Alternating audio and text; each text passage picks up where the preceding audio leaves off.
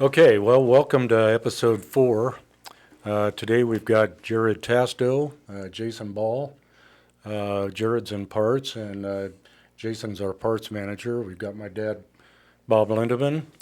And I think today we're going to start kind of talking about moving to Atlantic and Lindeman Tractor being down on Walnut Street. So,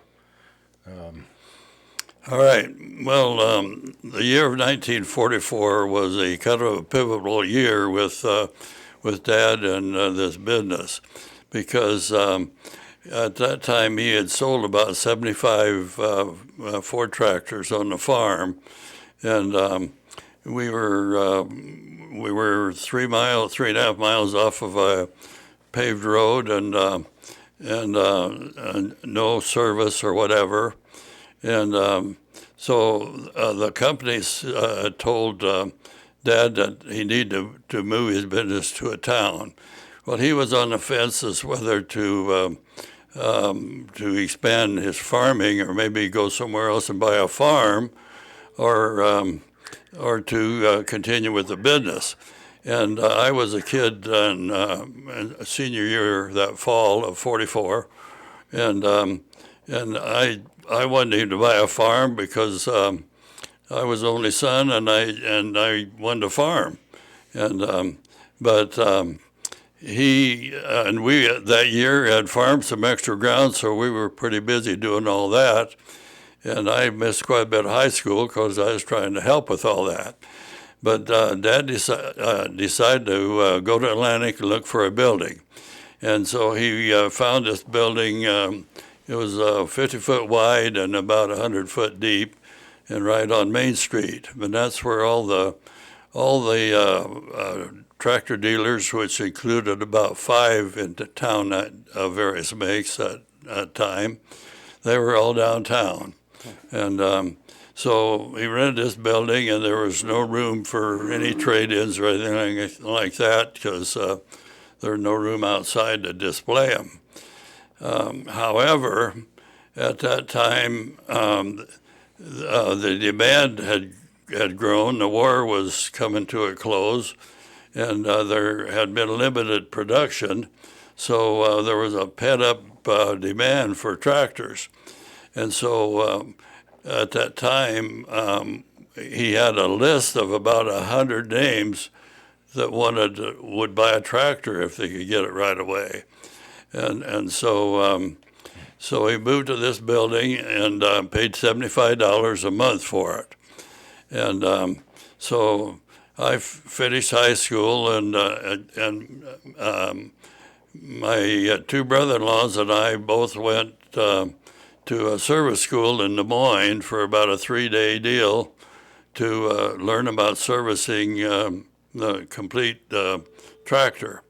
And so then that spring, as I was graduating, we were trying to finish up farming, and we got kind of busy in the shop, and so I took time out to overhaul tractors and all that. So we were really busy, and so we could also at that time. There was a demand for one-row corn pickers, and we had a list for them too. And we were getting about a tractor a week and a corn picker a week, and we sold them all for list price and no trades. And our competitors, some of them we heard, and I'm sure it was true, they sold some of their stuff for more than list price one way or another because there was a big demand for it. In fact, cars were scarce too, and I wanted a new car, and so did my brother-in-law. And so we put in our name for a new Ford car. The dealer was just up the street from where this business was, and so a year went by, and our names never came up. So they got sold somewhere else. Our name never came up, and finally So what would a car run back well, then? they would, if you got it from them, it would be $1,200. And so he and I drove. There was some cars that were available that for sale for dealers that had them, but they were about double price, about 2,400. Wow. And so my brother-in-law and I both said, "Well, you got to be crazy to do that." But after about 2 years and we weren't getting any car, guess what we did? We each bought one for 2,400. So, but getting back to the tractors, it was the same way. But there was soldiers coming home from the war, getting discharged, and anybody that wanted to farm could apply for a certificate that they could buy any tractor available that and take priority over anybody else that had one ordered. So we sold quite a few new tractors to the soldiers that coming back. I suppose probably over a couple of years we sold probably 20 of them or so to soldiers. So did they have like a check from the government or something, or how did Well, they didn't really. The government didn't help them buy them, but they gave them a certificate that they could go to a dealer that had a tractor, and just put some in front of the yeah, line? and so they could, and so we had a guy or two that didn't want to buy a Ford tractor, but that's all they could get, and so. But after they had a little while, they became good customers. Sure. And at that time, there was a farmer too that he didn't, of course, have a certificate, but he had his name on the list, but he preferred to get another tractor. But after he had it, he was real satisfied with it, and so anyway, that worked out quite well. But the corn pickers too, we'd get one of them about a week, and we would deliver them right to the farm. We didn't have any room in that building to store anything, and we didn't need to. The guys they'd be ready to buy it or to pay for it. I remember one coming in on a truck one night, and I went with my dad and this trucker that hauled them for us, and we couldn't find the guy. It was over by Lewis, and it got late, but finally ran onto him and unloaded the thing in the dark. And that was a deal back then too. There wasn't such a thing as a truck like we got now with a tilt bed or anything like that. The way we got stuff on and off the truck was with some bridge planks that about a foot or so wide and 3 foot, real heavy, and then we had hooks that would lay over the edge of the truck bed, and so you'd have to get the outfit over that far and get it Slid off or and with the tongue on the picker, you could reach down if you kind of balance and get it hooked onto a tractor. So we did all that in the dark. Was there any setup you had to do service-wise? Do you have to set them up on the farm then, or? Yeah, well, actually, the farmers set them up themselves. Now, They were is so this anxious to get them. This a mounted picker or a pull picker? Yeah, it was a pull picker with Pull picker. two wheels on it. But Okay. And prior to this, had been picking corn by hand, I'm guessing. yeah. So yeah. this would have been a some pretty of the companies had pretty two-row pick. exciting Yeah. implement to have. Yeah. Some of the pickers, or some of the customers had, the companies had two-row pickers, but these was only one row is all we had. But we sold them. They were a good picker. They did a good job. But anyway, there was a demand for them, and How many acres were they going at? they would pick probably, let me think, I suppose about 20 acres a day, maybe something like that. And What was But, like what was the said- average farmer farming at that time? for at acres? that time, there were some 80-acre farms and 120 and 160 and very few much bigger. And so we always were wanting a two-row mounted picker, and we didn't get it until 1955. No. Then we did have a good picker, and we sold a lot of them. So anyway, in that business, I was telling you about the planks loading anything on, and we would go to the country and pick up guys' Ford tractor to do various work, overhaul it or whatever, and so if it happened to be muddy, which it was sometimes, or to try to get that tractor up a slick plank was, and more than once I slipped off, and all you could do then, the tractor would be hanging on the back of the truck, and I'd chain it on there and come home with it hanging off the back of the truck.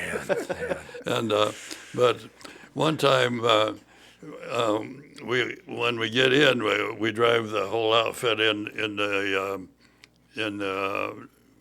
shop there, and the door wasn't very high, and so I was going with my future wife, and her dad had a tractor, and he had a sunshade on the top of it, which was a steel deal, and you could get side curtains and everything for it, but we sold a few of those, not too many, but just to keep the sun off you. Right. So he had this on his tractor, and so the first place, when I went out to get it, he lived off on a dirt road, and it was a little slick, and I slipped off the planks a couple of times, but finally I put, I don't know, straw or something on them and got the thing on. And so, but when we got up to the store, my cousin and I, he was working for us that summer, and we were sitting there talking, and we drove in. Well, the door was only about I think it was only 10 foot high, and it was 10 foot wide too. And so I forgot all about that top. So we came in and crunched, and we just creamed. Your father-in-law's so I tractor. didn't, Yeah, future father-in-law was real proud. Well, he still let me marry his girl anyway. So we had to put on a new Top top for him. him. But then another time we had I'd hauled in a tractor, and it had chains on it, and so these hooks were made of pretty heavy metal, but after use and all that way, one of them at least, it got bent up just a little bit. And so I started to unload that in the store there, and my brother-in-law was standing there watching and kind of getting lined up right. And so as I backed off, and like a dummy left those chains on there, one of the chains picked up on that iron that was sticking over the edge of the, Yeah. and I saw it just as I was it backing happened. off, but it was too late.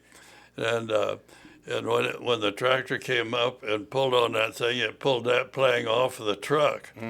And it's a wonder it didn't upset or what. I don't know what was going to happen. But the thing slipped off and kerbang and bounced, and it landed kind of crossways right behind it.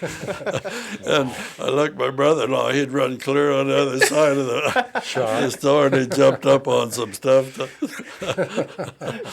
And so, anyway, Yeah, that'd been tough. back then. Providence protected, I guess. But anyhow, that was something that happened back then. And How many employees were we down there at the time? we had my brother-in-law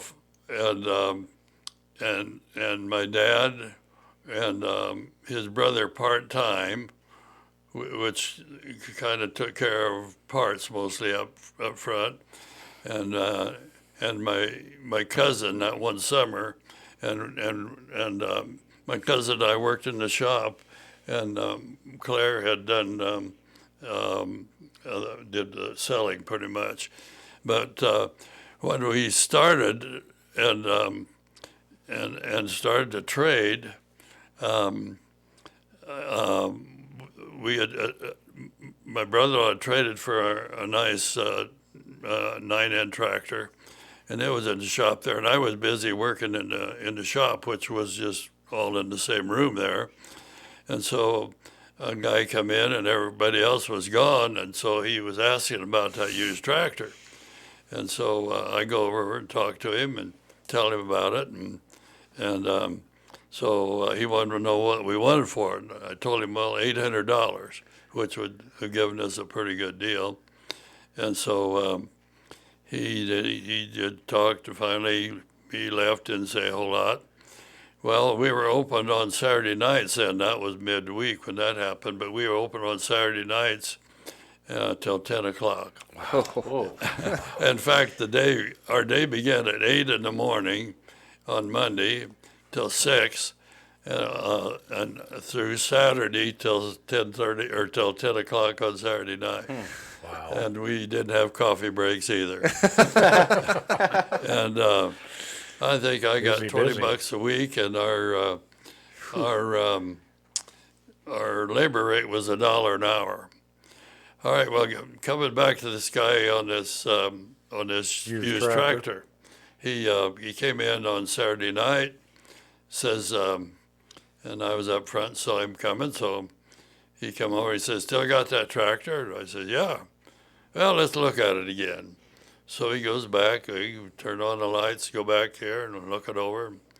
And he finally says, well, would you take $775 for it? And like I say, I knew what we had in it, and that gave us some pretty good profit. We considered, $1 a week like it was, or $1 an hour. Yeah, no kidding. Whatever. Well, anyway, I says, well, okay. And that was my first sale, and I felt real good about it. And we goes up to front, and I goes in and writes out an order for it, and $775, and so he gets ready to pay, pulls out a check made out to Lindeman Tractor for $800. Oh, boy. And you tore it up or what? That was the best lesson I tell you what, best $25 I ever lost, because it taught me something about selling used stuff. Yeah. And so when a guy makes me an offer, I start selling then, and that's when I try to tell him how good it is. It's worth that, and I can't take any less because it's worth it. Yeah. And most of the time I got it, but sometimes I didn't. So what did he do? Did he have to write you a different check? No, I just gave him $25 back. Oh, man. So That'd be rough. talk about humbling a guy. Yeah, no kidding. Wasn't out of your pocket, was it? Well, anyway, Wow. so I Yeah, thought well, good lesson. That was Yeah. a pretty good start anyway. Yeah. So, and then we began to trade for more stuff as time went on. And my dad had bought 80 acres right across from the airport, which was quite a ways out from, we were on Walnut Street, and it was out of town about, I guess probably a mile or a mile and a half from where that was. So the only place we could put stuff that we traded for that wasn't sold was take it out there. So we did that, and that was really inconvenient. And if somebody came in and asked about something, well, you had to drop what you was doing and take him clear out there. Besides all that, one day I went out there, and there was took somebody out to show him something, and there was a farm-all tractor out there, an older one, and there was a guy down by it, and his pickup down there, and it was a little ways from where I was showing him this deal. So when we drove in there, well, this guy picked up his stuff and left. And so when got done talking to the guy, we drove down there by what he was doing, and the tractor had what you call a magneto on it. That's kind of expensive deal, and he had that about half taken off. Oh man. Wow. And then when we began to get some new tractors that weren't sold, there was a couple of sheds out there, so we put them in those sheds. At one time we had 2 or 3, I posed out there or whatever. So it goes out to get one day, and here his steering wheel was gone, and so was the battery. So Isn't that something? so and then one time in the wintertime, in front of the gate there was a kind of a low spot out there. And otherwise there was kind of a hump that we used for our lot. It was covered probably an acre or more. Anyhow, we had sold 2 of those new 8-in tractors, and Claire, my brother-in-law, and I went out to get them. Well, when we started out the gate and run over this ice, one of us hit the brake on that tractor, and it spun it around. And so then the next guy come, he had to do that too. So we took our turns. We go running in 4th gear and hit this ice, and hit this, and the tractor just What's that saying you always say about one boy and 2 yeah, boys? yeah, 1 boy's a boy, 2 boys is half a boy, and 3 boys ain't no boy at all. So anyhow, we had our fun. Yeah. So he continued to sell stuff, and then as we got stuff traded for and wasn't selling, on a certain day of a month was a sale up at a little town called Rippey, Iowa. And so we'd take stuff up there, and then there'd be a crowd there, and most of the time we'd sell it, for a pretty good price. Yeah, like an auction type It was thing. an auction, yeah. Okay. Yeah. And so I remember that old auctioneer, he was, of course, we were waiting for us to sell, so I was watching him sell stuff, and there was an old 3-point rear cultivator, and he was trying to sell it, and you could see it was sprung and back on one shank, and he said, "Well, boys, it's bent up a little bit, but all you have to do is hook onto it and back into something. You can straighten it right. You straighten it right up." And so that went on for a while, and but most of the time we'd sell the stuff ourselves, and so time went on, and well. One thing What about parts? Did you sell many parts? Yeah, we sold quite a few parts, and How many did you have on hand, parts-wise? well, not a whole lot. I remember a guy come in for something that we didn't have, and I hate to tell him we didn't have it, so I go back and look and see. And I said, "Well, we run out of them." So we would go to Des Moines about once a week to get a tractor. We at that time we had our own truck and stuff, and so we would get parts. We'd always have a pretty big parts order, and so we really didn't have a very good stock of parts. What was your average wait time to get a part if somebody came in and you Well, didn't have it?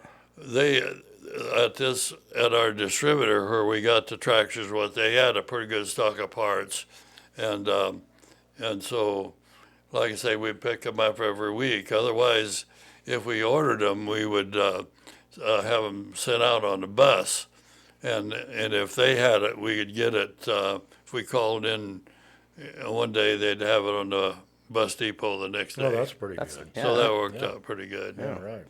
So they drop it off at the depot in Yeah, Atlanta? they would take it or have somebody pick it up out there and take it to their bus depot. You guys probably don't remember the bus depot down here. I do, but That went on for quite a while, Yeah. even after we didn't get Yeah. stuff out of Des Moines anymore. yeah, Then, kind of forgot about that. Where was it at in town? The depot. The bus depot was right down there in the corner where, what's his name got the used cars. With the power wash, Oh, yeah. Redler's Power Wash, So down the street from it would on have been Walnut. right there on that corner of It's a corner 7th there where, 7th and Walnut. Templeman's lot there. Yeah, where yeah. Charlie Templeman. Templeman's got his Kind of cars. across the There street. was a Okay. Yeah, that's all been torn down. The part of the building is still there where there's a residence upstairs there, or whatever. But Oh, Yep. but Yep. it had a place for a bus to pull in all there and stuff. I see. So well, then there was later on there different places for buses too. But talking about parts, they at one time. The company decided that they'd turn all the parts business over to Caterpillar, and Caterpillar would stock them, and so Caterpillar had a big warehouse in Omaha, and so we could go out there and get parts if we really had to have them and get them out of there pretty soon. And so finally they closed that all out and went handling their own parts, and put their warehouse down where it is now, down in Missouri, Cameron, Missouri. Cameron, Missouri. And so we were disappointed at that because we like to go get them if we need them real quick. right, Yeah. right. And but they said they could have parts for us overnight and the next day, whatever. And so I remember telling them, well, I don't care if your parts is in China as long as we can have them the next day. Yeah, right. Right. Yeah. Hey, let's take a short break here for a minute. Okay. Yep. Okay, we're back here, and we're talking about the Walnut location here, and I think Dad's got a little more on that. So, Yeah, we began to get busier. The 9N tractor was used an awful lot to plow and cultivate and all that. Worked a lot of dirt, and most machines at that time did not have a very good air cleaner, and so it wasn't too unusual after 2 years or so to need an engine overhaul, because dirt invariably when dirt gets into an engine, it wears it out. Besides, those engines didn't last near like they do now. So we were quite busy overhauling engines, and beside that, a company had come out with a overdrive transmission, which would give the tractor, instead of 3 speeds forward, give him 6 and 2 reverses, and that was real popular. And we put those in for $100, which gave us a pretty good profit even at that. wow. But so we put in a lot of those overdrives, and we overhauled a lot of engines, and we got real busy and needed to hire help. So we knew a guy that worked as a mechanic up at the Ford car dealer, which was about 3 doors south of us. And so we talked to him about hiring him, and so we made a deal that he would come to work for us. So he went and told the dealer, his employer, that he was going to work for Lindeman's. And this Bill was his name. He come back and he told me, he says, bad move. They'll be out of business in 6 months. And so Bill worked for us, 3 or 4 years.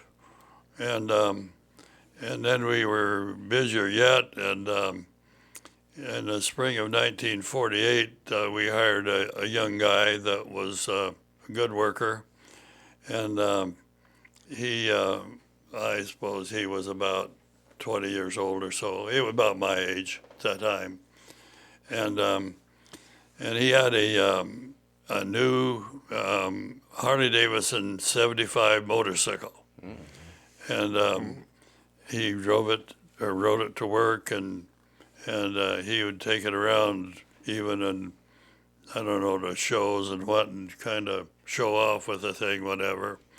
And so my cousin had a older Harley, and so I kind of was wanting one too. And but anyway, I never did ever get one, but this Jack that had this motorcycle, he worked for us that summer, and one day in the fall, we had sold a pull-type combine, and it was out at our place out across from the airport, and it was a nice day. It was about last October, and so he and I was out there, worked all day putting that combine together, and 6 o'clock we went home, and so that night my sister, who taught at a country school, had a program, and for Halloween or whatever, and so my brother-in-law Claire and I and our wives go down to this program, and we lived in an apartment that was close to our store, so we always kept our car inside the store there on Walnut Street.